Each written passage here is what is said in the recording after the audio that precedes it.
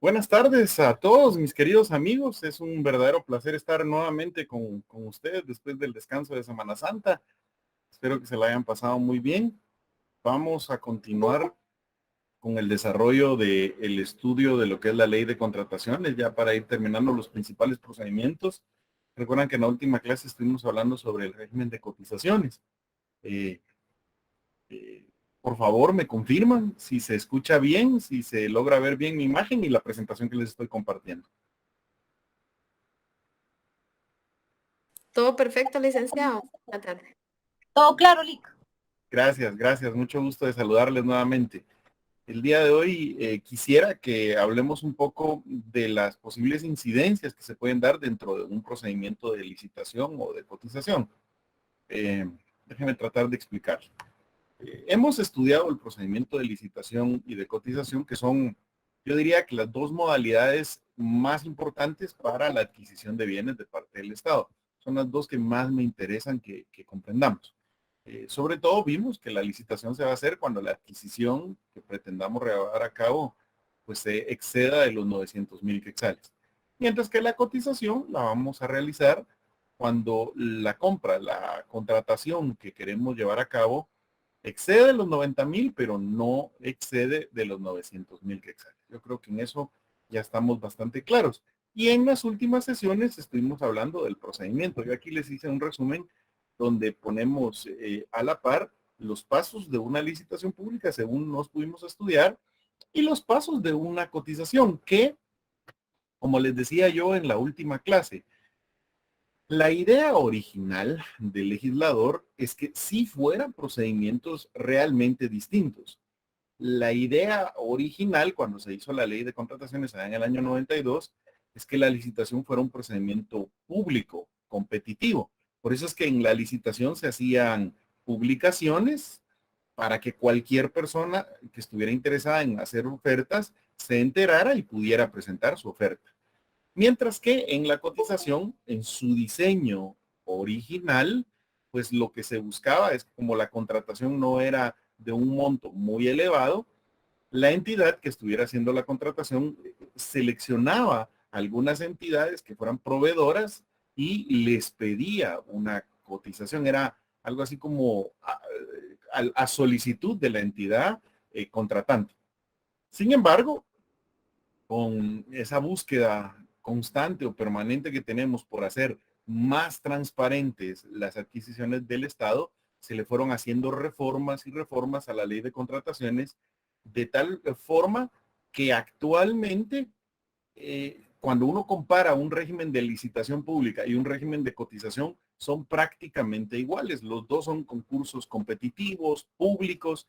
eh, Quizás algunas diferencias muy puntuales que hicimos en aquella oportunidad, yo les decía, eh, pues hay algunas que sí son fundamentales. Por ejemplo, en la licitación pública, el monto de lo que se va a adquirir debe exceder de los 900,000 quetzales, mientras que el monto de lo que se va a adquirir en una cotización, pues excede de los 90,000, pero no pasa a los 900,000 quetzales. El órgano encargado de recibir las ofertas, el órgano encargado de calificar las ofertas y de adjudicar es distinto. En una licitación se llama junta de licitación y en una cotización es un órgano que se llama junta de cotización. Son personas con nombramientos distintos. Se nombra a ciertas personas para las juntas de licitación y a otras personas distintas para las juntas de cotización. Eh, la aprobación de las bases de la contratación y en sí la aprobación de la adjudicación que se haga también es distinta. ¿Se recuerdan ustedes que cuando estudiamos el artículo 9 hicimos mucho énfasis que en la licitación pública quien se encarga de nombrar a la Junta y de aprobar el evento es la autoridad superior? Hicimos ahí pues la enumeración en cada uno de los organismos del Estado y de las entidades que pueden participar en los eventos, quién se considera la autoridad superior.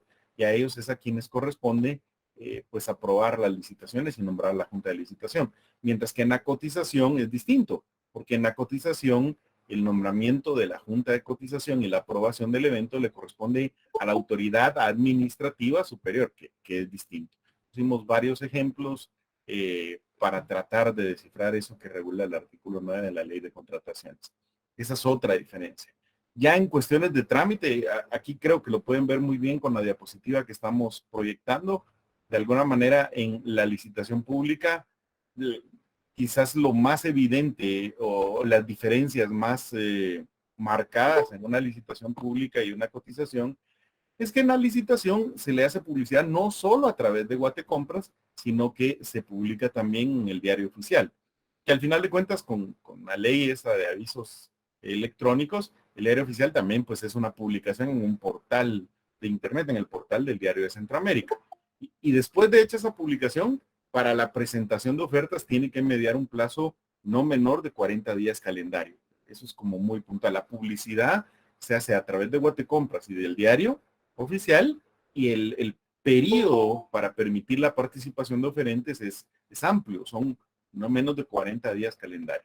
Mientras que en la cotización la publicidad se hace solo a través de Guatecompras y el periodo debe ser por lo menos de 8 días hábiles. Y esa es quizás en cuestiones de trámite una diferencia muy puntual.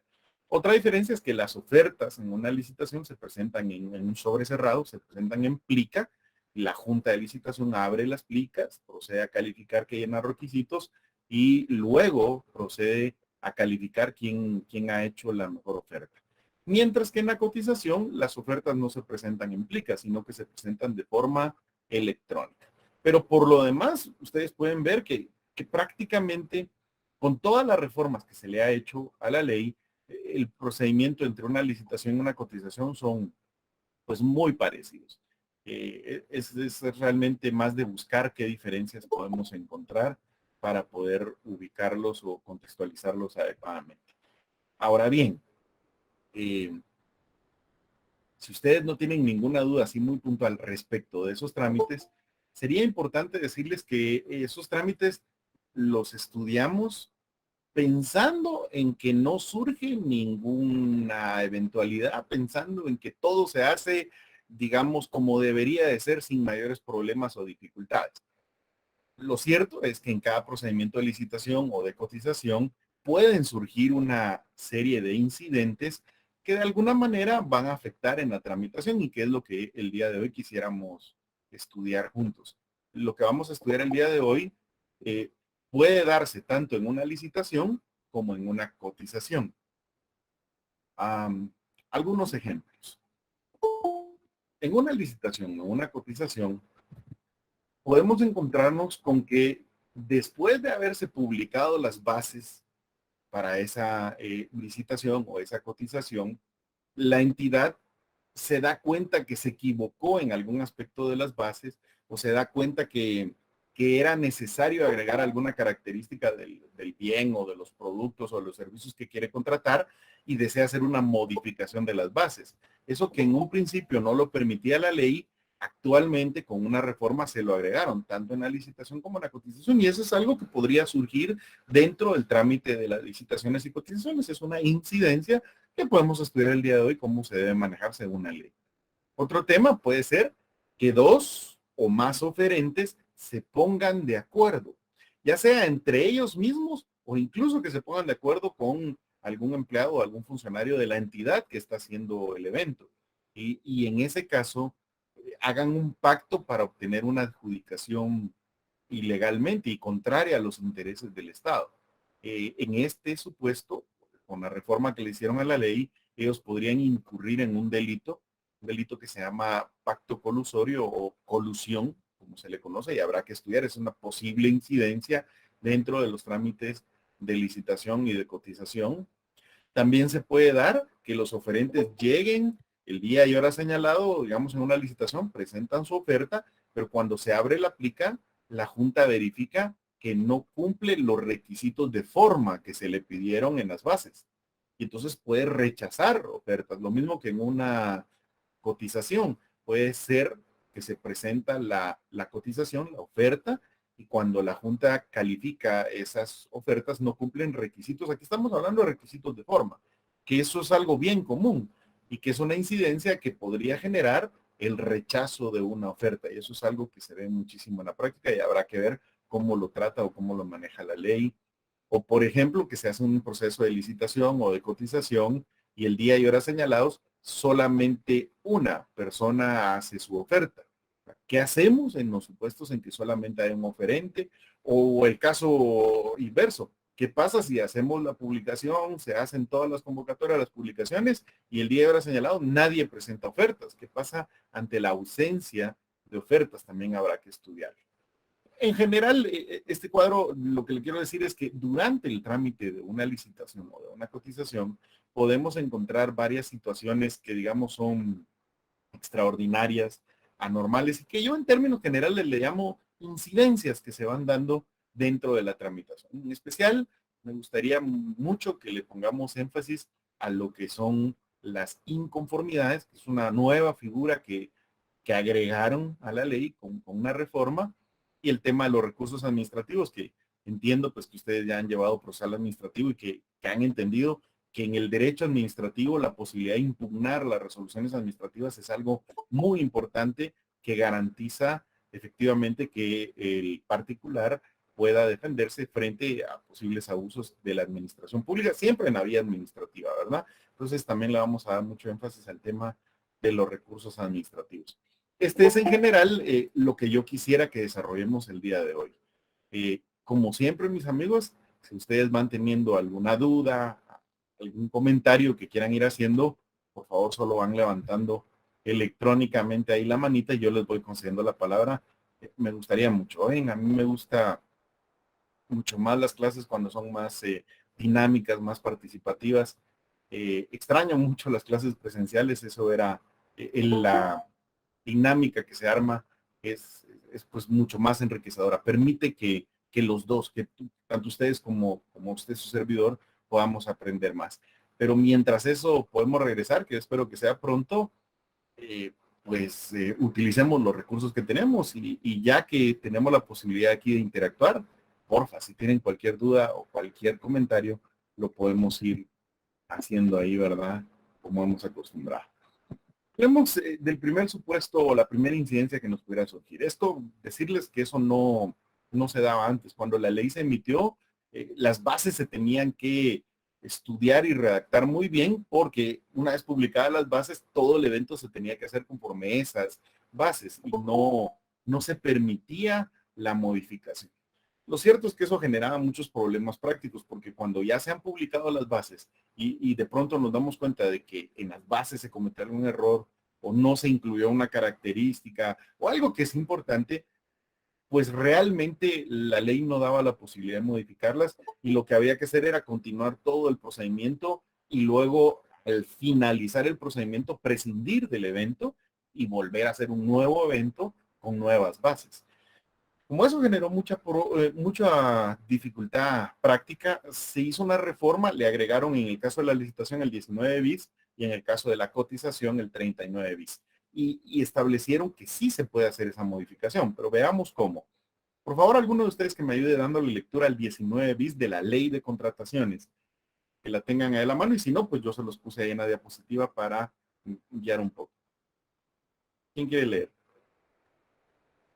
Como les dije en la otra sección, vale 10 puntos el que lea.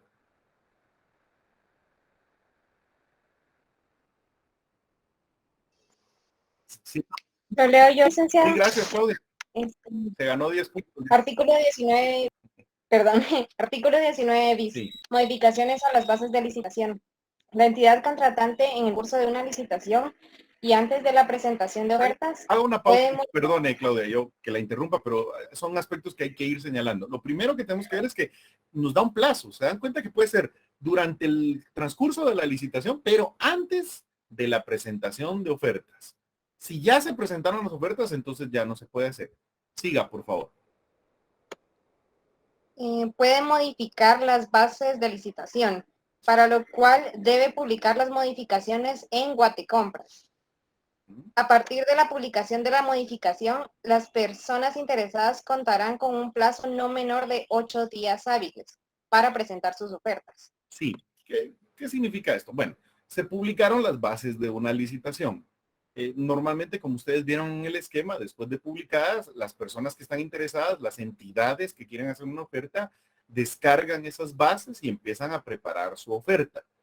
Todavía no se han presentado las ofertas, porque si ya se presentaron, ya no podemos modificar las bases. pero todavía no se han presentado y entonces la entidad se da cuenta que hay algo que cambiar en las bases. Quiere modificar algún error que cometió o agregarle alguna característica o algo que hizo falta. Pues entonces hace una modificación a las bases y lo publica en Guatecompras. Como ustedes van a ver, hay un artículo que establece que todo lo que se publica en Guatecompras, esa publicación surte los efectos de una notificación. Entonces, cualquiera de las entidades que ya habían descargado los documentos y habían manifestado su interés en poder ofertar, o incluso las que no lo habían hecho y se metan a ese evento en Guatecompras y verifiquen, se van a percatar de que las bases han sido modificadas. Y entonces hay que señalar nuevo día y hora para la recepción de las ofertas. ¿Por qué? Porque si se modifican las bases, entre la fecha de la modificación y la fecha para la presentación de ofertas, tienen que haber por lo menos 8 días. Al menos 8 días. Y en el mismo sentido lo regula el 39 bis para la cotización. Y eso es porque como le está haciendo algún cambio, pues la entidad ya estaba preparando su oferta, le hacen un cambio y tendrá que hacer las modificaciones también en su oferta y le dan un plazo de 8 días para que lo pueda hacer. Si el plazo para la presentación de ofertas todavía lo permitía, cuando se hace la modificación, pues se mantiene la misma fecha, pero si ya estábamos, digamos que la modificación se hace cuando solo faltan 3 días para poder hacer la presentación de ofertas, hay que modificar esa fecha y señalar un nuevo día y hora para la presentación de ofertas, de tal suerte que tiene que mediar por lo menos 8 días entre esa modificación y la presentación. Esto realmente creo que es una buena reforma. Creo que permite que durante el desarrollo de un evento de licitación se puedan corregir errores que se hayan podido haber cometido en la elaboración de las bases sin necesidad de tener que modificar todo un evento. A mí en lo personal me parece que sí es una buena modificación la que hicieron. Norma, usted levantó la mano, ¿quiere decirnos algo? Solo una pregunta, Ali, perdone. Esas modificaciones, ¿cuántas veces las podría hacer la entidad contratante? Fíjese que como la ley no limita el número de veces, entendemos que la puede hacer el número de veces que sea necesario. Pero en cada caso, cada vez que haga una modificación, tiene que dejar un nuevo plazo de 8 días entre esa modificación que está haciendo cuando se publica en Guatecompras y la nueva fecha para la presentación de ofertas. Ahora, quizás aquí voy a hacer una aclaración, ¿verdad, Norm? Como no es un juego, ¿verdad? O sea, realmente en las entidades, la idea es que se tienen que esforzar muchísimo por hacer bien las bases. Yo no sé si los había comentado, pero mis amigos, hay personas que se especializan concretamente en elaboración de bases para licitaciones y cotizaciones. O sea, yo tengo colegas, amigos, abogados que se dedican a tiempo completo solo a esto. Su trabajo es única y exclusivamente elaborar bases de licitaciones y de cotizaciones. O sea, es tan profundo el conocimiento que tienen que a eso se dedican y además se gana muy bien, ¿no? Porque es algo una habilidad profesional muy cotizada, muy bien pagada. Entonces, normalmente las entidades sí se esfuerzan por hacer bien sus bases. Yo quisiera que lo vieran de esta manera. Cuando la entidad hace un evento de licitación, realmente sí quiere adquirir el bien o contratar el servicio. Y por lo tanto, no es que lo haga para después modificar las bases. La modificación de bases se da pues cuando se percatan de que cometieron algún error en las bases y lo quieren corregir sin votar todo el evento, sin tener que prescindir del evento. Así que mi respuesta sería, Norma, que pueden hacerlo varias veces, las veces que sea necesario, siempre que dejen ese plazo de los 8 días entre la fecha de la modificación y la fecha de presentación de ofertas. Esa sería quizás la primera incidencia que se puede ir dando en los procesos de licitación y cotización. Veamos una segunda. Esta es un poco más delicada. Esto es a lo que le llamamos colusión o pacto colusorio. Y con la reforma lo dejaron de una vez ya como una actividad delictiva. Veamos, por favor, lo que regula el artículo 25 bis, que lo agregaron con una reforma. ¿Quién me va a hacer favor de darle lectura?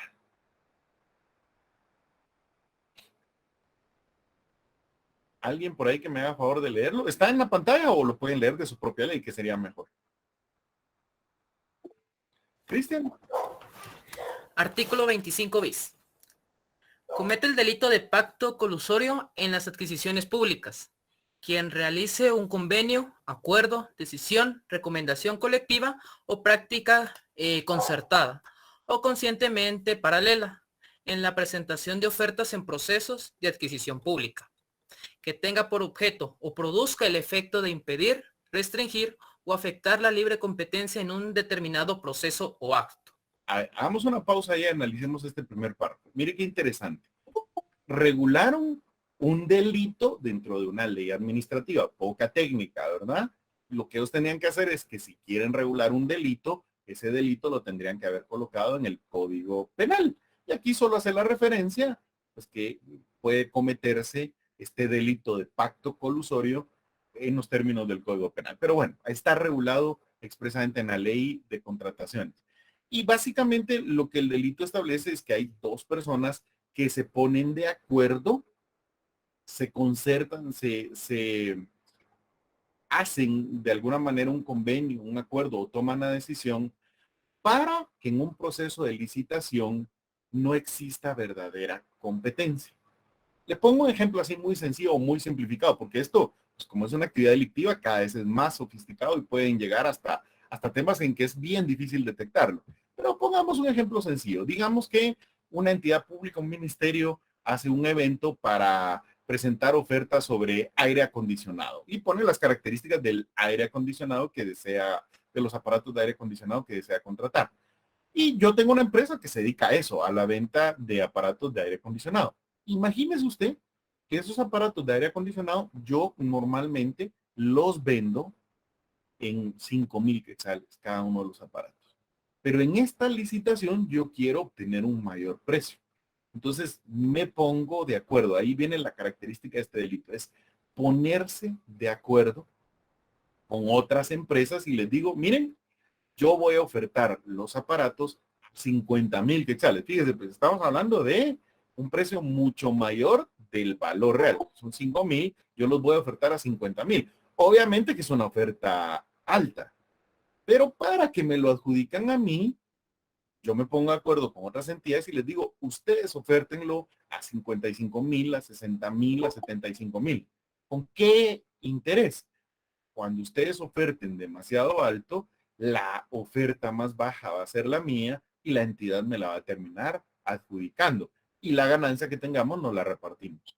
Ese sería un pacto colusorio, cuando dos o más personas se ponen de acuerdo para realmente afectar o impedir esa libre competencia que tiene que haber en una licitación. Manipulan los precios para que las ofertas que presenten les sean adjudicadas a un precio mayor o a un precio indebido. Hay otras modalidades, por ejemplo, en el segundo párrafo, eso es cuando realmente es la misma entidad, pero dice cuando dos o más sociedades que formen parte de un mismo grupo empresarial. Y eso es porque hacen dos ofertas como que si fueran dos sociedades anónimas distintas, pero existe un control común, los accionistas son los mismos, existe una relación entre ellos que permite que las decisiones las tome realmente un mismo grupo de personas. Ahí estarían también cometiendo el delito de pacto colusorio. Y pues como es un delito, ustedes verán que está sancionado ahí. Tienen el tercer párrafo, una pena de prisión de 1 a 4 años y una multa que puede ir desde 5,000 hasta 25,000 quetzales en el caso de la comisión de este delito. Esta es otra incidencia que se puede dar. ¿Cómo se detecta el pacto colusorio? Ahí es más difícil, ¿verdad, mis amigos? Ahí es una labor de, en primer lugar, la propia junta de licitación, la que tiene que estar muy atenta a las ofertas que se le hagan. Por eso cuando uno integra juntas de licitación o de cotización, no es nada más de integrar. El hecho de integrar una junta le genera a uno una responsabilidad muy grande. De hecho, les quiero contar de que el decano de la facultad, el Henry, tiene una subconferencia muy buena donde él específicamente analiza en una conferencia la responsabilidad que pueden tener los miembros de las juntas de licitación o de cotización, que además él tiene mucha experiencia en eso y creo que es muy enriquecedora. Yo le he pedido que si de repente dentro de todas las ocupaciones que tiene nos puede dar una charla, sería fabuloso. Pero eso le puede conllevar a uno responsabilidades civiles o penales, como estamos viendo. Entonces, en primer lugar es labor de la Junta tratar de estar muy alertas y ver las ofertas y ver quiénes las presentan y tratar de detectar la posible comisión de este pacto colusorio. En cualquier lugar o en cualquier caso, también tenemos un control posterior que es de la Contraloría. La Contraloría, cuando hace sus auditorías, revisa los procedimientos de licitación y de cotización y puede ser que en esas auditorías detecte pues algún pacto colusorio. O bien puede darse la denuncia de otro oferente que se percata de que dos entidades del mismo grupo empresarial están presentando ofertas coludidos para ello, se pusieron de acuerdo y lo denuncia y eso genera una investigación. En cualquier caso, debemos saber que en los procesos de licitación y de cotización puede darse la colusión o el pacto colusorio como delito y esa es otra de las incidencias que vamos a encontrar en estos procesos. ¿Van comprendiendo la idea de lo que quiero tratar el día de hoy? O sea, ya vimos el procedimiento de licitación y de cotización normales. Ahora estamos viendo aspectos que puede ser que se den o puede ser que no, pero que hay que conocerlos. ¿Vamos bien ahí? ¿Tienen alguna duda? Si no, veamos otro aspecto, otro de los incidentes o incidencias que se pueden dar. Este es mucho más fácil de entender. Esto es cuando se presentan ofertas que no llenan los requisitos de las bases.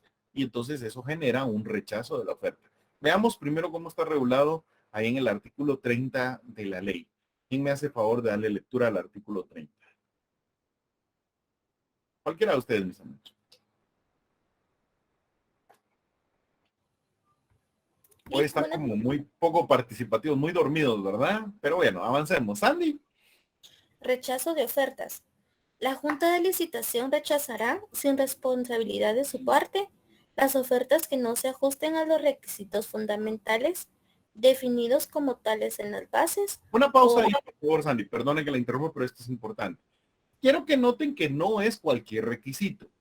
Dice que se puede rechazar sin responsabilidad de la parte de la Junta cuando las ofertas no cumplan los requisitos fundamentales.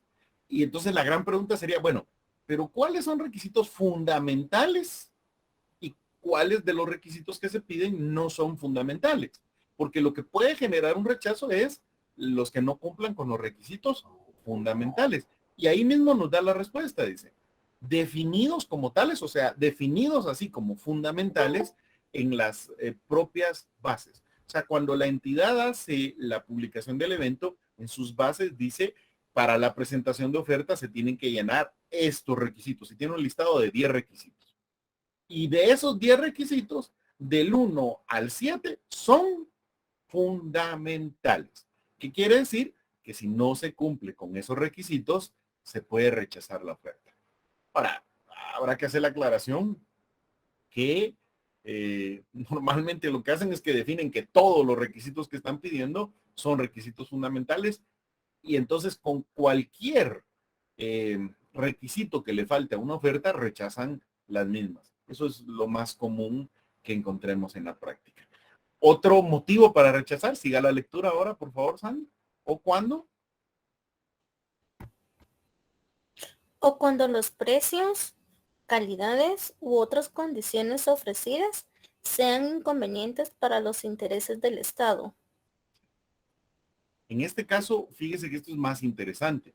Pueden rechazar ofertas porque analizan que el precio que están ofreciendo o las calidades que se están ofreciendo de los productos o de los servicios no son convenientes para el Estado. O sea, ahí ya estamos hablando ya de una calificación más de fondo.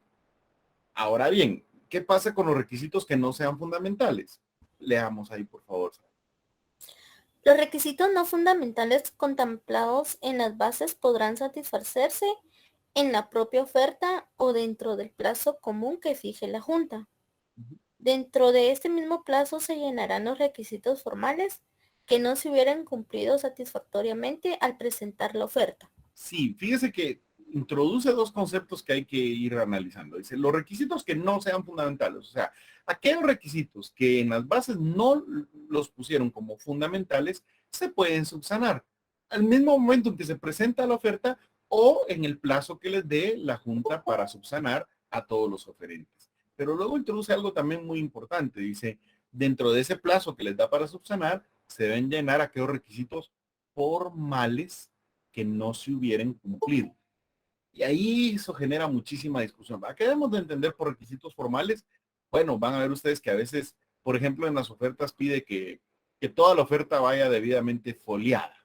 Y en la foliación se les fue uno de los folios, valga ahí la redundancia, y no le pusieron la numeración correcta. Eso podría ser considerado un requisito formal, aunque hay algunas juntas que lo consideran como que no es un requisito formal. Ahí se van a dar cuenta ustedes que con base a este artículo vamos a encontrar muchas circunstancias en donde se rechazan ofertas por cuestiones puramente de forma. Y la justificación dice, es que este requisito estaba en las bases calificado como un requisito formal, de tal suerte que como usted no cumplió con él, no iba bien foliado y en la convocatoria, en las bases, decía que la presentación del expediente se tenía que hacer debidamente foliado y como no cumplió con eso, no cumplió con un requisito esencial y lo rechaza. Creo yo, y esta es su opinión que yo les quiero compartir, que muchas veces aquí lo que pasa es que nos enfocamos más en cuestiones puramente formales que en buscar la verdadera mejor oferta para el Estado.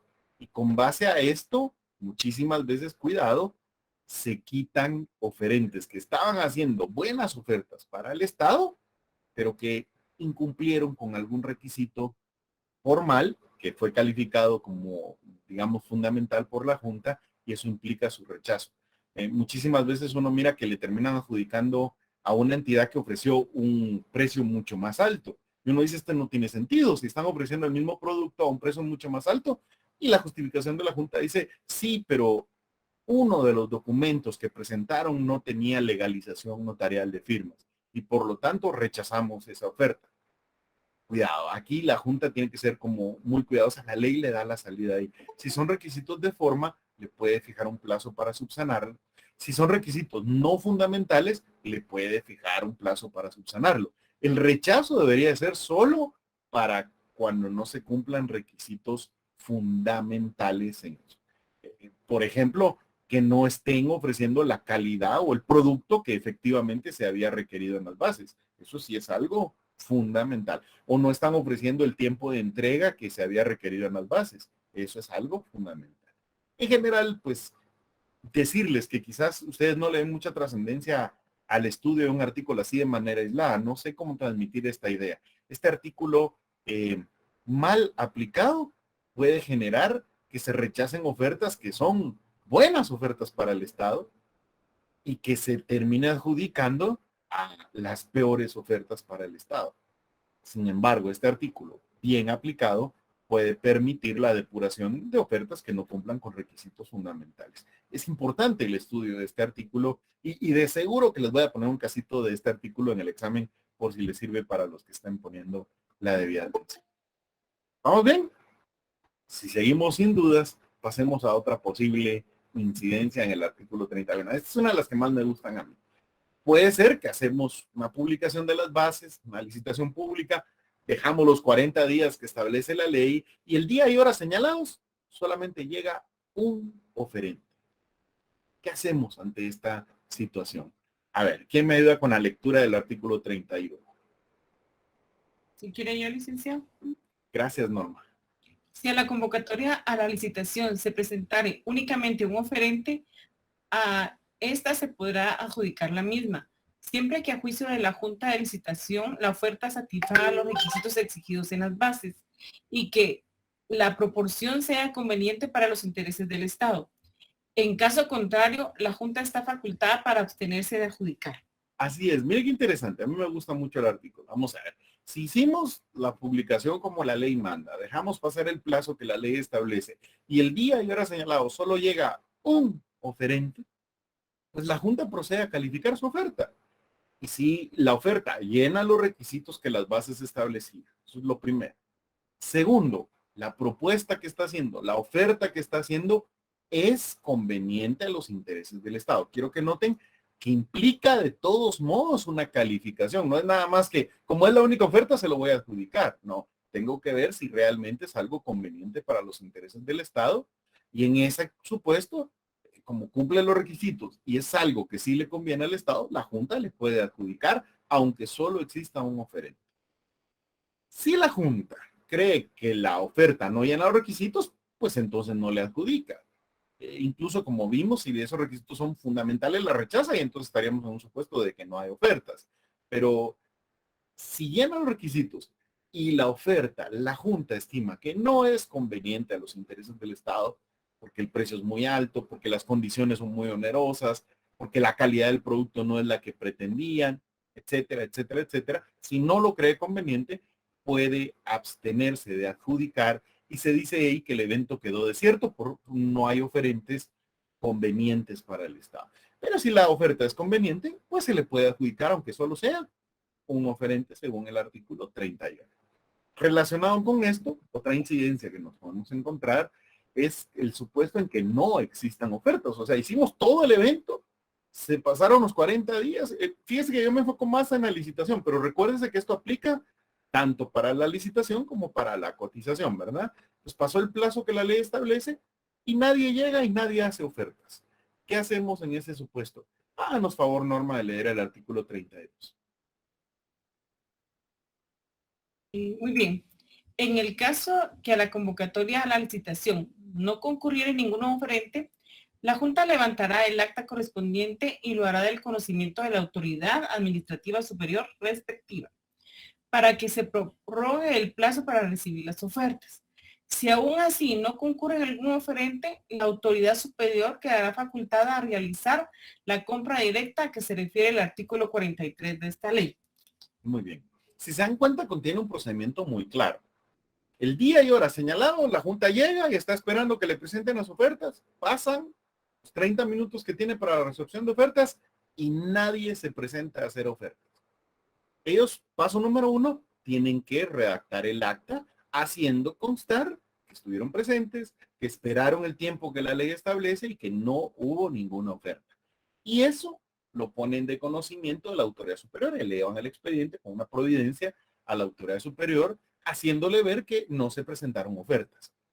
La autoridad entonces emite una resolución en donde autoriza que se prorrogue el plazo para recibir ofertas y se vuelve a señalar día y hora para la recepción de ofertas. Lo que sí no establece ahí la ley es cuánto tiempo.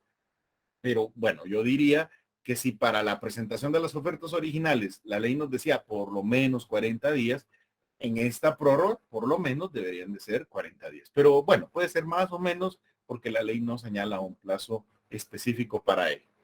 Y se vuelve a señalar otro día y hora, se vuelve a publicar en Guatecompras y nos quedamos a la espera de la presentación de ofertas nuevamente. Y luego, el día y hora señalado, vuelve a presentarse la Junta, vuelve a esperar el plazo que la ley señala y resulta que nuevamente no hay ofertas. Pues hacen una nueva acta, se lo informan a la autoridad superior y aquí la autoridad superior queda facultada para hacer la compra directa.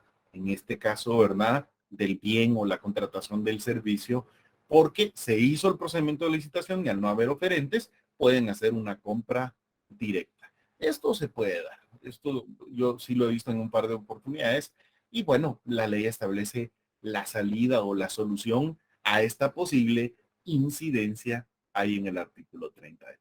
Entonces se nos puede presentar la situación en que solo llegue un oferente o se nos puede presentar la situación en que no existan ofertas y para las dos la ley da la solución correspondiente. ¿Seguimos sin dudas, mis queridos amigos? Perfecto. El tema de las notificaciones me pareció importante. Quizás no es un tema de incidencia como tal, pero sí me pareció importante hacerlo ver. Con la reforma que le hicieron a la ley, el valor de las publicaciones en Guatecompras se equipara a una notificación formal. Veamos un poquito esto en el artículo 35 de la ley primero. Hágame favor de leer alguien el artículo 35, que en la diapositiva es el primer cuadro que les aparece ahí. 35 de la ley. ¿Quién lo lee? Yo, licenciado, buenas noches. Las notificaciones que provengan de actos en los que se aplique la presente ley serán efectuadas por vía electrónica a través de Guatecompras y surtirán sus efectos el día siguiente de su publicación en dicho sistema. Me gusta mucho el tema, ¿eh? Gracias, Erika. Básicamente, lo que están regulando aquí es que cuando se hace una publicación en Guatecompras, esa publicación surte los efectos de una notificación. Legalmente es como que si hubieran ido a la sede de las entidades oferentes y les hubieran notificado. Por eso van a ver ustedes que en el sistema de Guatecompras, las entidades que participan en los eventos, pues cuando presentan su oferta, registran ahí y el sistema les manda, digamos, un aviso, una notificación, un correo, haciéndoles ver que hay una nueva publicación en el evento, y eso pues, hace que ellos entren y puedan ver qué es lo que se subió, lo que se publicó en el sistema de Guatecompras. Además de que pues ellos, como están participando, están directamente interesados y hacen constantemente su verificación. De hecho, para serles muy honestos, las entidades que participan en esto prácticamente todos los días lo primero que hacen es entrar a Guatecompras y verificar pues de los eventos en los que han participado si no hay una nueva publicación. ¿Por qué? Porque esas publicaciones surten efectos. Incluso vea lo que establece el artículo 23 del reglamento cuando regula respecto ya de la adjudicación, no de la adjudicación, ya que se adjudicó de la resolución de la autoridad superior donde aprueba o imprueba el evento. Veamos cómo se notifica. Léanos, Erika, por favor.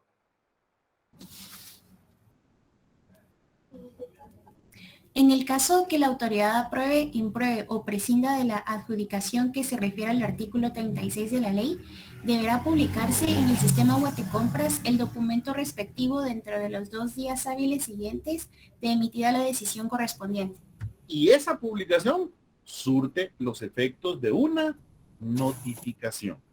De hecho, como vamos a ver más adelante, el plazo que se tiene para poder impugnar las resoluciones empieza a computarse a partir del día en que se hace la publicación en Guatecompras.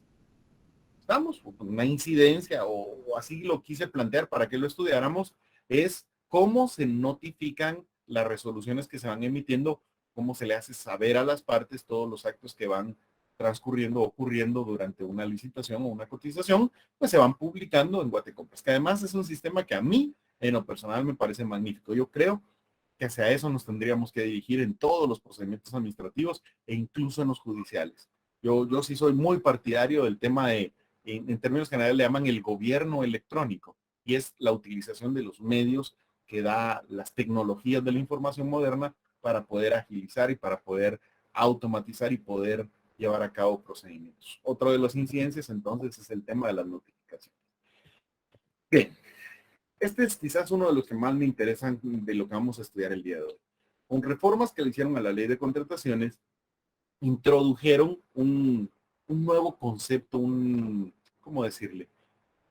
Una nueva incidencia, una nueva modalidad para el manejo de los procedimientos administrativos. Eso, de hecho, yo no lo he visto en ningún otro procedimiento administrativo en ninguna parte del mundo. Mire qué interesante. Así que me parece algo muy, muy, muy interesante. Veamos las inconformidades. Quiero que tomen nota de algo. Cuando hablemos de una inconformidad, no es un recurso como tal. Las inconformidades no son un recurso, sino que de hecho lo que buscan es evitar el planteamiento de recursos, darle la oportunidad a los oferentes que interactúen con las entidades contratantes para ir depurando y ir arreglando los procedimientos. Mire qué interesante. Eso a mí es uno de los, no sé, de las incidencias que más me gustan cómo están reguladas. Leamos el artículo 35 de la ley y luego vamos a leer un artículo del reglamento que además me parece mucho más claro el del reglamento. Pero empecemos con la ley. Artículo 35. ¿Quién me hace favor de leer este artículo? Si gusta lo leo yo, licenciado. Gracias, Michelle. Artículo 35 de la ley. Las personas inconformes por cualquier acto que contravengan los procedimientos regulados por la presente ley, su reglamento o los reglamentos de los registros pueden presentar a través de Guatecompras sus inconformidades. Ok, vamos a ir haciendo, yo lo voy a ir interrumpiendo, perdóneme. De acuerdo, de acuerdo. Lo primero es, Alguien está inconforme. Mire que es así como bien general. ¿Pero por qué está inconforme? Puede ser por cualquier motivo. Le parece que la redacción de un párrafo de las bases no es clara. Le parece que el documento que subieron a Guatecompras no es legible, no se mira bien. Le parece de que las bases están redactadas de una forma que van dirigidas a favorecer a un oferente específico. Le parece que las bases no cumplen los requisitos que la ley señala. Le parece que en las bases están pidiendo documentos que no son debidos. O sea, yo lo que quisiera que ustedes comprendieran es que las inconformidades puede ser cualquier cosa. Son, como diríamos en civil, son números apertos. Puede ser, son innominadas, dirían ustedes en las excepciones. Se puede plantear cualquier inconformidad. Estar inconforme con algo es eso. No estoy de acuerdo con algo de lo que pasó, cualquier cosa que pasó. ¿Y entonces qué hago? Entro a Guatecompras y manifiesto ahí mi inconformidad. Sigamos, por favor. Early Michelle. Claro, las inconformidades relacionadas con la adjudicación de la Junta solo pueden presentarse dentro del plazo de 5 días calendario, posteriores a la publicación de la adjudicación en Guatecompras. Hagamos una pausa. Esto tiene mucha lógica, ¿verdad? Le fijaron un plazo porque no tendría sentido que la Junta haga una adjudicación y a los 6 meses venga alguien a manifestar una inconformidad.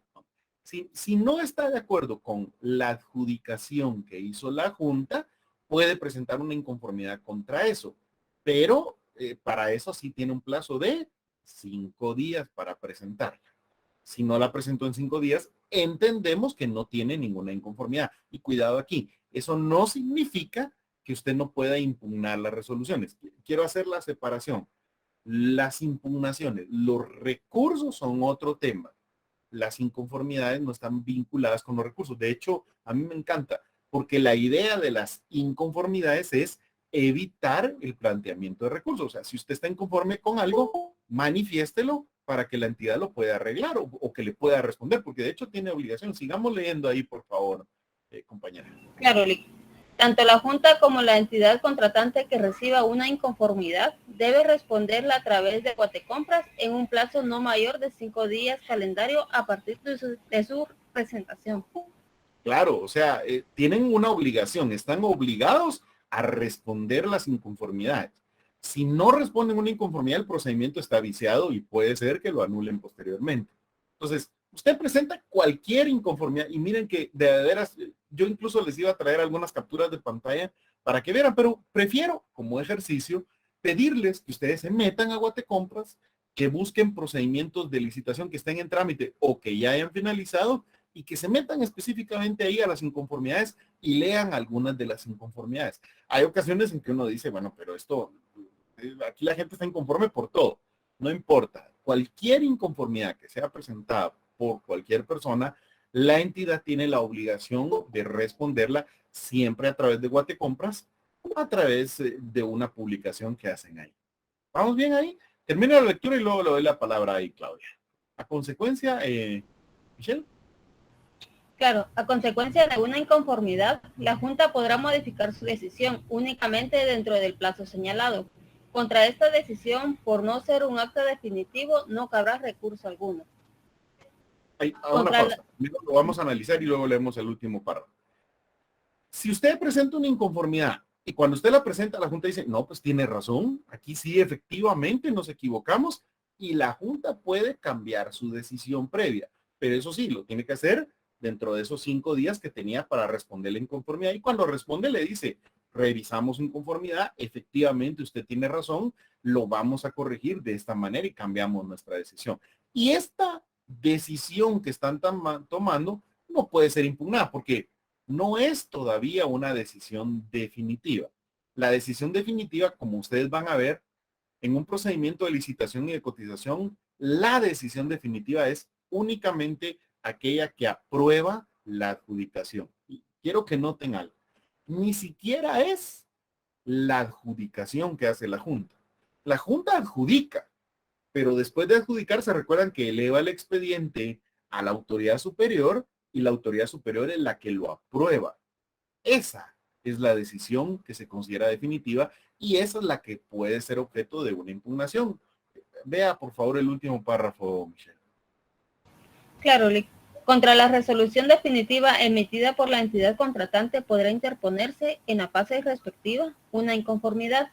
El reglamento regulará lo respectivo a esta materia. A ver, hago aquí la aclaración porque esto normalmente lo confunde mucho a uno.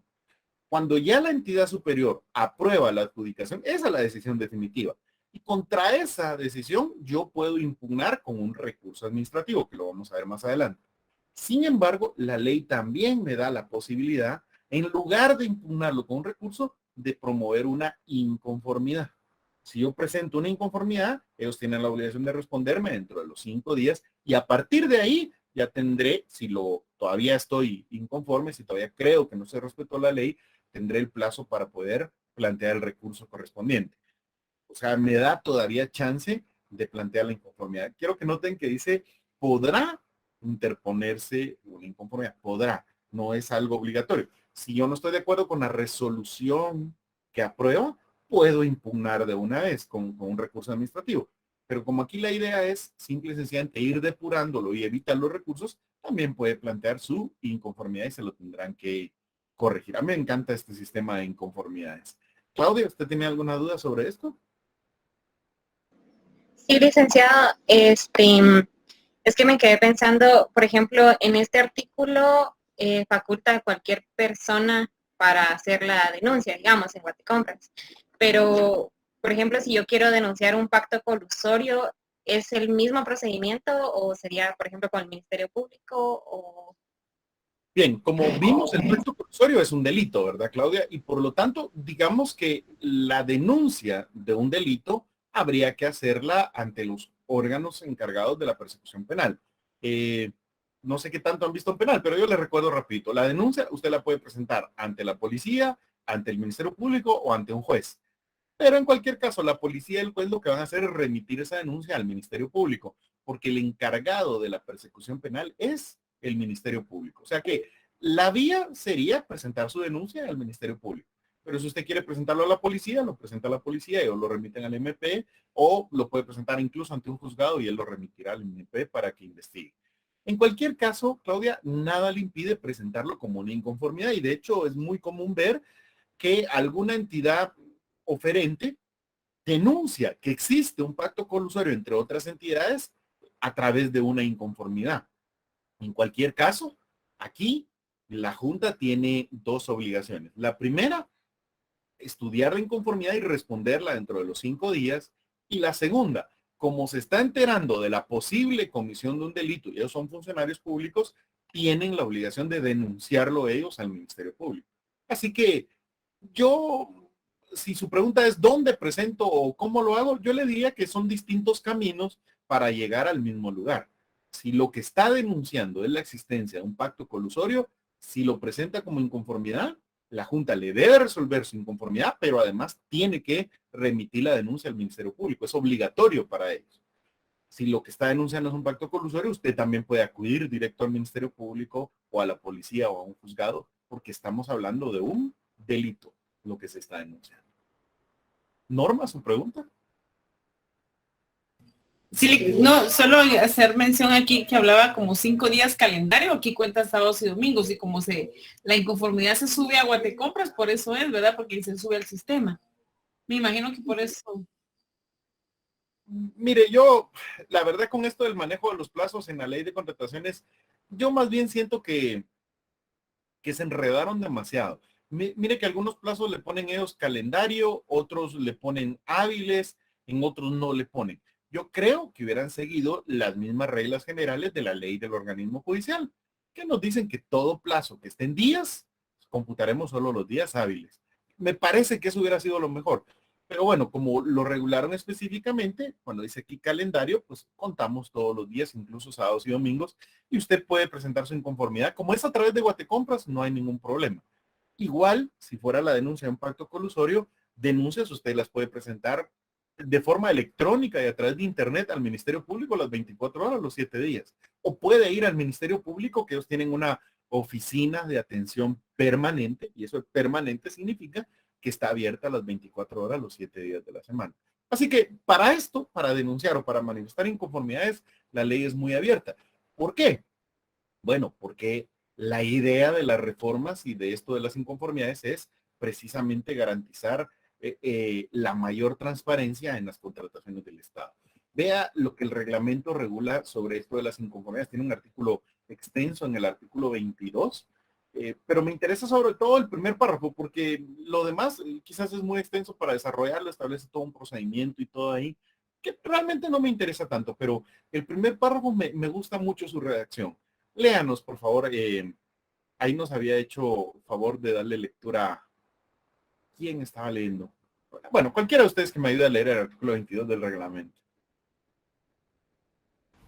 Claro, la inconformidad es una práctica administrativa que tiene por objeto prevenir impugnaciones legales que retardan el procedimiento por medio del establecimiento en línea a través del sistema Guatecompras de una comunicación sin formalismos entre las partes que participan en el procedimiento de compra, para que en forma oportuna puedan ser atendidos los señalamientos y, en caso corresponda, sean corregidos los errores u omisiones en los que se pueda incurrir durante el diligenciamiento de las diferentes fases que integran el procedimiento de compra, que atenten contra los derechos de los interesados. Sí, a mí me gusta mucho la redacción porque deja muy claro la idea. Vamos a ver. Las inconformidades no son medios de impugnación, no son recursos como tal. De hecho, lo que buscan es evitar el planteamiento de recursos. Las inconformidades, dice acá, son una práctica administrativa preventiva. Lo que pretenden es hacerle ver a la entidad que hay un error, que hay una omisión, que se hizo mal el procedimiento, para que la entidad lo corrija de veras. O sea, no es que estemos ni peleando ni impugnando, ni que queramos retardar. Lo que hacemos con las inconformidades es tratar en un diálogo constructivo y en un diálogo fluido, electrónico, de ir depurando el procedimiento. Incluso el artículo después señala que hasta se puede enmendar el procedimiento a través de una inconformidad, pues cuando se hace ver que se cometió un error y la entidad realmente así lo considera. Así que este tema de las inconformidades es muy, muy, muy importante, aunque no es muy difícil de entender. Básicamente, las personas interesadas ingresan a Guatecompras y ahí tienen un apartado para introducir sus inconformidades, la escriben, estoy inconforme con esto, con esto, con esto, por esto, por esto, por esto, y creo que viola tal artículo. Y la entidad tiene la obligación de responder todas las inconformidades. 5 días para hacerlo. ¿Vamos bien? Avancemos. ¿Qué otra incidencia se puede dar? A ver, esta también me interesa mucho. Cuando vimos el procedimiento de una licitación o de una cotización, nosotros vimos el procedimiento, digamos, normal, un procedimiento donde pues la Junta adjudica, eleva el expediente a la autoridad superior y la autoridad superior aprueba esa adjudicación. Como le aprobó, el siguiente paso, ¿se recuerdan? Ya era la suscripción del contrato. Pero también tenemos que analizar qué pasa cuando elevan el expediente y la autoridad superior no está de acuerdo con la adjudicación, cree que la adjudicación no está bien. Veamos el artículo 36. ¿Quién me hace favor? Que yo en la diapositiva lo único que hice fue separarse los párrafos en cuadritos. Ese era un esquema, pero básicamente ese es el artículo 36. Leámoslo, por favor. Alguien que me ayude. Publicada en Guatecompras la adjudicación y contestadas las inconformidades, si las hubiere, la Junta remitirá el expediente a la autoridad superior dentro de los 2 días hábiles siguientes. Primer pausa ahí, por favor. Lo que nos está diciendo es, la Junta adjudica y después de adjudicar, recuérdense que se podían presentar todavía inconformidades, 5 días.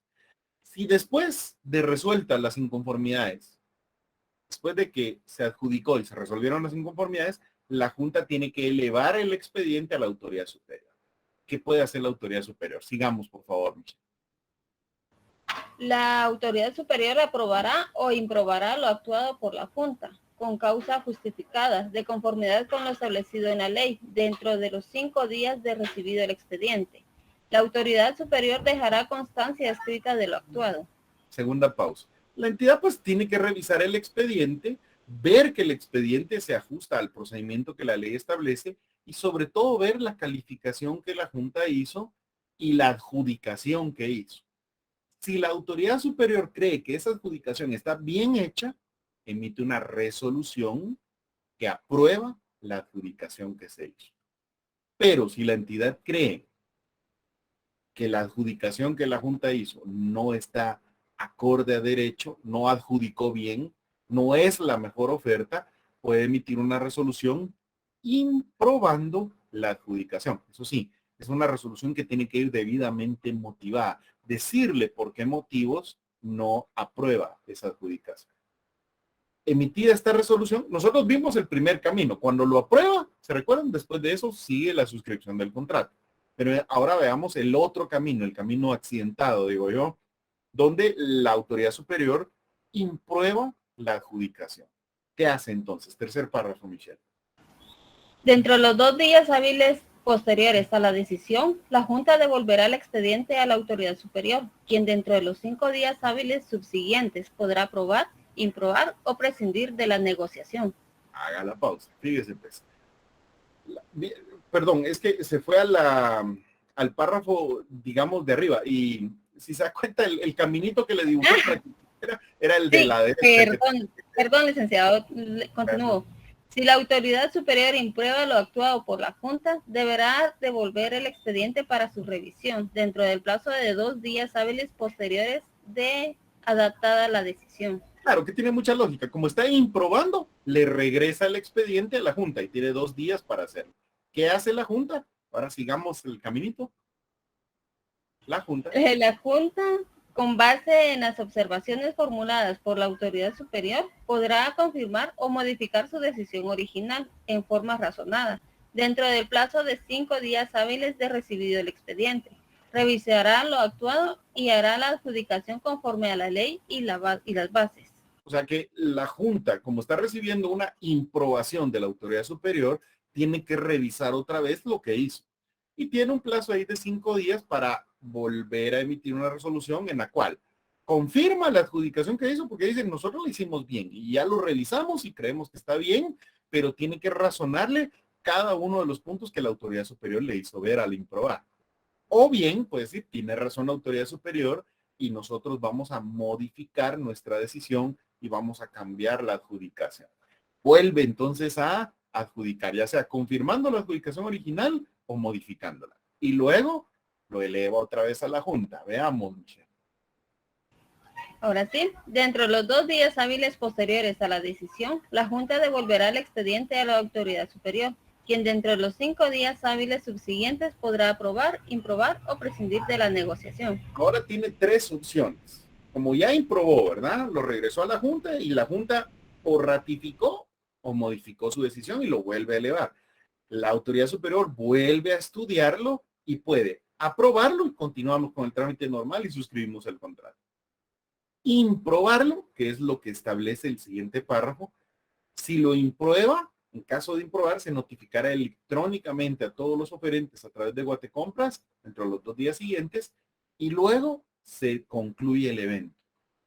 Es un evento que terminó siendo improbado porque a criterio de la autoridad superior las ofertas que se presentaron y la adjudicación que se hizo no es conveniente para la entidad. En el otro caso puede prescindir de la negociación, que tiene efectos, digamos, muy parecidos, pero vamos a ver que el prescindir de un evento tiene motivos especiales y consecuencias especiales, pero básicamente no se adjudica, sino que se prescinde del evento. Es como que lo declararan desierto, como que no funcionó el evento, pero hay algunas consecuencias que tenemos que estudiar en el siguiente artículo.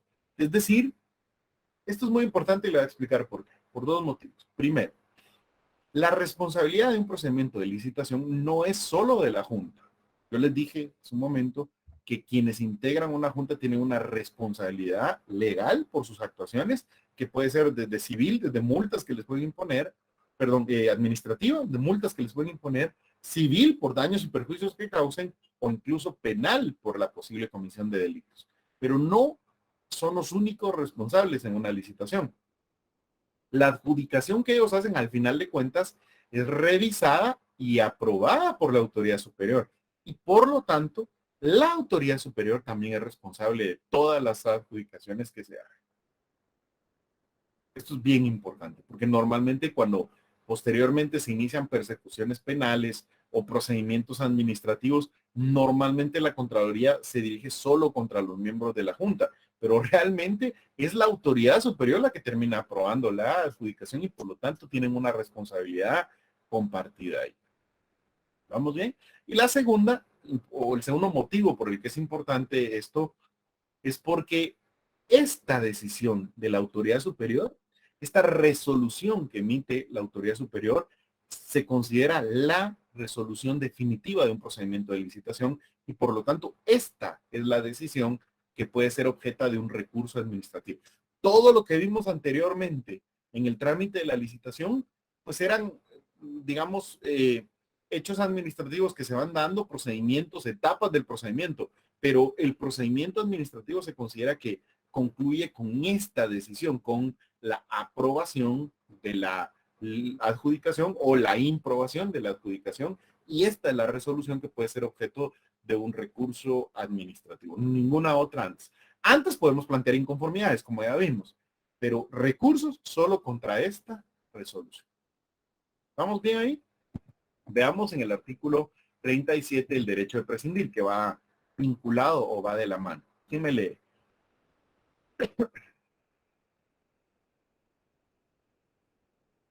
Fácil ahí, ¿verdad? El primer párrafo del artículo 37, por favor. ¿Lo leo yo, licenciado? Gracias, Claudia. Los organismos del Estado y las entidades a que se refiere el artículo 1 de esta ley pueden, por intermedio de las autoridades que determina el artículo 9 de la misma, prescindir de la negociación en cualquier fase que ésta se encuentre, pero antes de la suscripción del contrato respectivo. Primer pausa. Nos da un momento en el que se puede hacer en cualquier fase, pero antes de que se suscriba el contrato. ¿Vamos bien? Bajo su responsabilidad, sigamos. Bajo la responsabilidad de la autoridad que corresponda, la decisión de prescindir solo puede adoptarse si ocurriere un caso fortuito o de fuerza mayor debidamente comprobado, que diera lugar a la imposibilidad de continuar con la negociación. Hagamos la pausa. Fíjense que esto lo cambiaron con una reforma que le hicieron a la ley anteriormente. De hecho, el epígrafe original era el derecho de prescindir.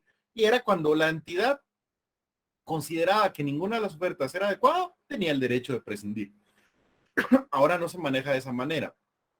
Ahora está cerrado. Solo se puede prescindir de un evento, según esto, cuando ha ocurrido un caso fortuito o de fuerza mayor que impida seguir con la negociación. Ya no podemos seguir con la negociación porque existió un caso fortuito o de fuerza mayor, que además debe estar debidamente comprobado en la resolución donde se prescinde. Tienen que exponer ellos cuál es el caso fortuito, cuál es el caso de fuerza mayor que dio origen al tema de la negociación. Así que limitaron muchísimo la posibilidad de prescindir. Por ahí, ¿verdad? Alguien estaba poniendo un ejemplo de que en una municipalidad habían hecho una licitación para poder adquirir, decían ellos, ¿verdad? Fertilizantes y distribuirlo a los vecinos. ¿Qué fue lo que ocurrió? Mientras estaba haciendo el evento de licitación, hubo un deslave. Una de las montañas por las lluvias se cayó y cayó sobre toda la aldea hacia la que iba dirigido el programa donde se están comprando estos bienes. Y la aldea quedó soterrada, quedó enterrada y por lo tanto la autoridad dijo, ya no podemos seguir con el evento para adquirir esos bienes porque los destinatarios de esos bienes ya no los van a poder recibir. Es un caso de fuerza mayor, un caso fortuito en el que vamos a prescindir del evento. Y está muy limitado los casos de prescindir. Ahora, cuando una entidad simple y sencillamente considera que las ofertas no son adecuadas, lo que tiene que hacer, se recuerdan en el artículo anterior, es improbar la adjudicación y dar por finalizado el evento. El prescindir de una negociación solo se puede por caso fortuito o de fuerza mayor, y en ese caso, ¿verdad? La consecuencia es que termina el evento, pero le tienen que reembolsar a las entidades que hicieron ofertas los gastos en los que ellos incurrieron para poder hacer esas ofertas, que es la parte final que yo se las puse incluso ahí con la letra más pequeña para que cupiera dentro de la diapositiva, pero básicamente para que ustedes lo lean por su cuenta en la casa. Ese es el tema de la consecuencia es cuando se presenta un evento hay que reembolsarle a las personas los gastos en los que incurrieron, a los oferentes, sobre todo si se hace después de presentar las ofertas. Vamos bien ahí con el derecho de prescindir. Rapidito o muy brevemente, ya para ir finalizando, hablemos un poco del tema de los recursos administrativos. La ley contempla dos recursos, como en todo lo administrativo. Estos, como ustedes ya vieron, procesal administrativo, creo que no tenemos mayor dificultad, es revocatoria y reposición. Y de hecho, la ley los establece en la misma forma en que ustedes lo conocen. El recurso de revocatoria procede contra resoluciones emitidas por una autoridad que tiene superior jerárquico. Mientras que el de reposición es para las resoluciones que emite una autoridad que ya es la autoridad superior dentro de la entidad. ¿Por qué dos recursos? Vamos a ver. Recuérdense que esto aplica tanto para las licitaciones como para las cotizaciones.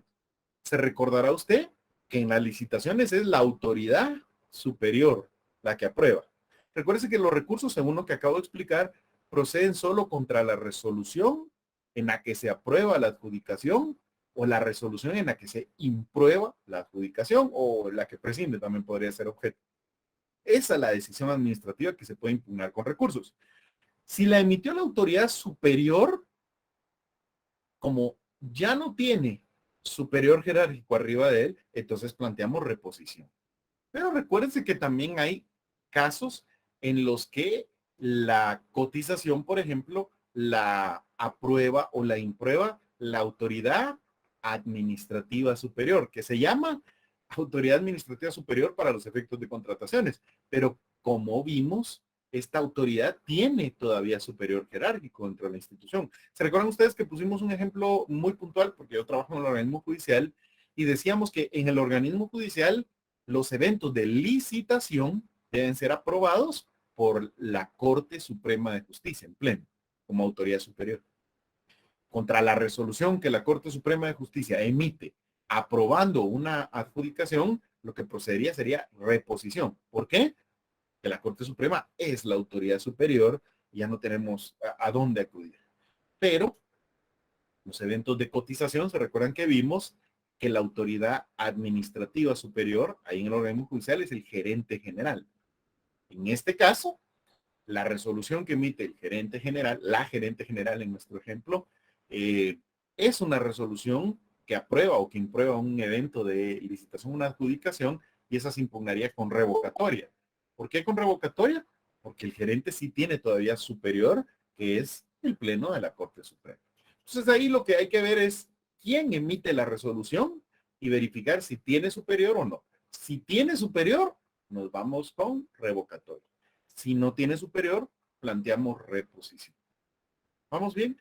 Y quizás lo especial o lo extraordinario, mis queridos amigos, en el artículo 100, es que regula que el planteamiento de estos recursos se hace conforme a la ley de lo contencioso administrativo. O sea, es el mismo trámite que ustedes ya estudiaron en la ley de lo contencioso administrativo, pero tiene una diferencia, el plazo para su presentación.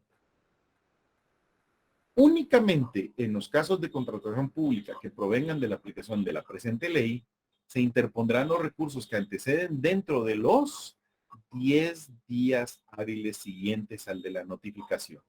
Aquí nos da 10 días para interponer el recurso. Recuérdense, no sé qué tanto se recuerdan del procesal administrativo, pero en la ley de lo contencioso, el plazo para interponer los recursos es de 5 días. Aquí es de 10 días. Es especial en los temas de contrataciones. Y en el reglamento, en el artículo 23, establece que esos 10 días empiezan a computarse a partir de la fecha en que se publicó en Guatecompra la resolución, porque esa publicación es la que equivale o la que vale como notificación según lo que hemos visto.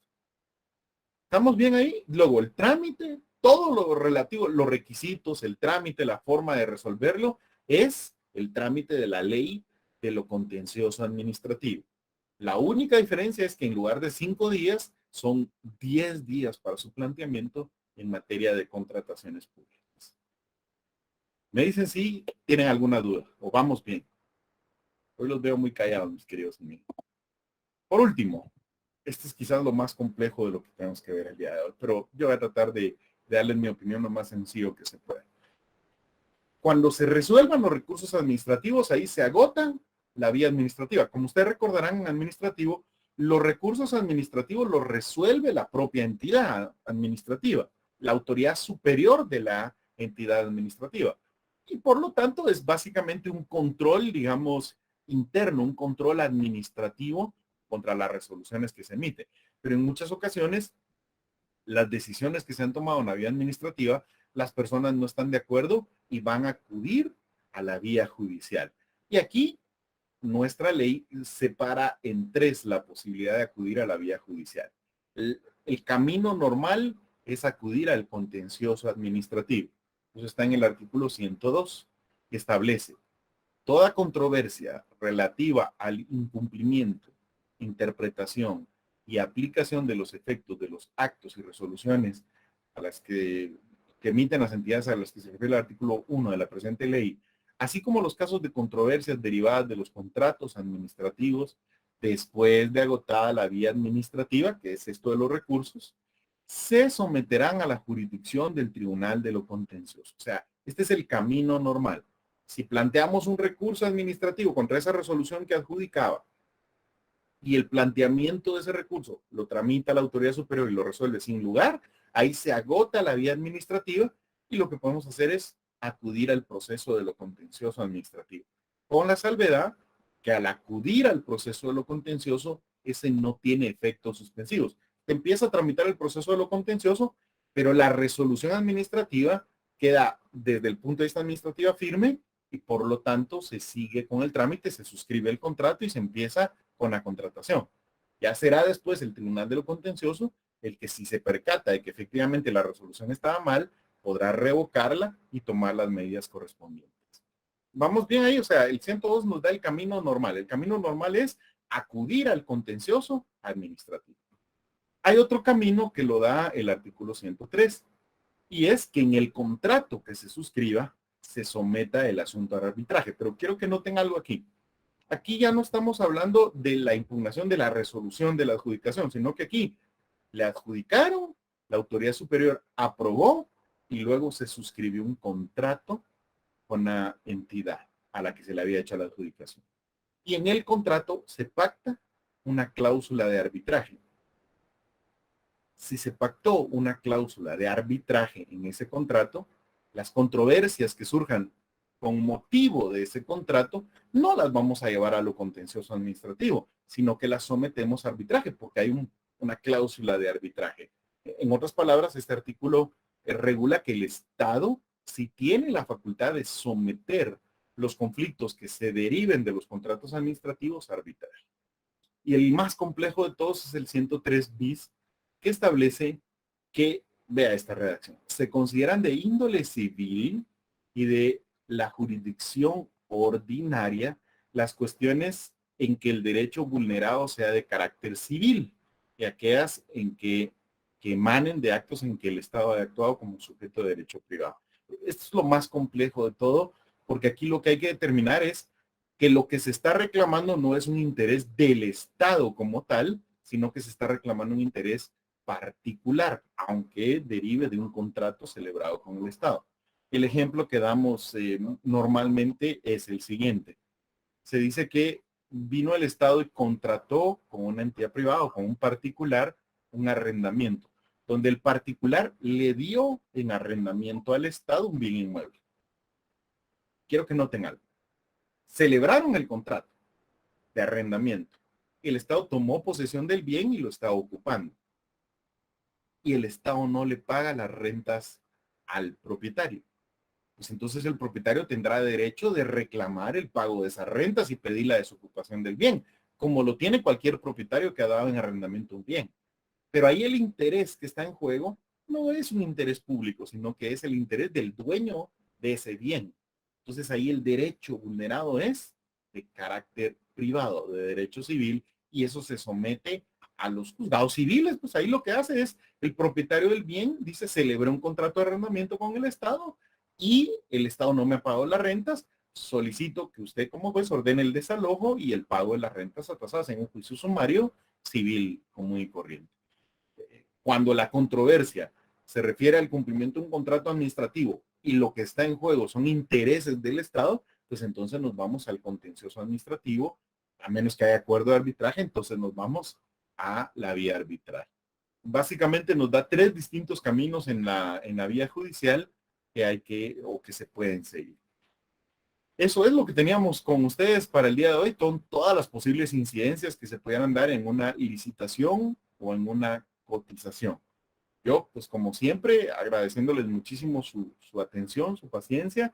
Espero que les sirva de algo. Yo, como siempre, voy a compartir las diapositivas y la grabación de la clase para que lo puedan repasar y hacer las preguntas que ustedes estimen convenientes en las siguientes clases. Por mi parte, yo los veo el día martes, donde estaremos hablando de las otras modalidades de adquisición pública. Ya vimos las 2 principales, la licitación y la cotización. Y si ustedes han avanzado en su estudio con esas 2 modalidades, créanme lo que ya tienen muchísimo más del camino recorrido que muchos abogados incluso en la práctica. Gracias, mis queridos amigos, y yo les deseo feliz noche. Gracias, licenciado. Feliz noche. Gracias. licenciado. Gracias, licenciado. Feliz noche. Gracias, Lick.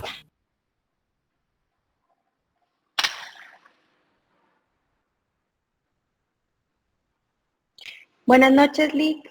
¿Todavía se encontrará por acá? Sí, claro, María.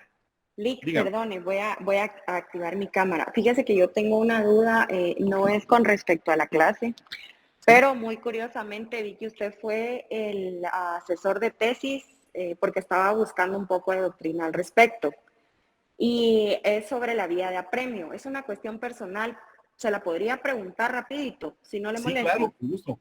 Sí. Gracias, Solo Lick, yo qué que amable. voy a grabar para que, como es caso suyo, no queremos Gracias, que quede grabado. Gracias, muy amable.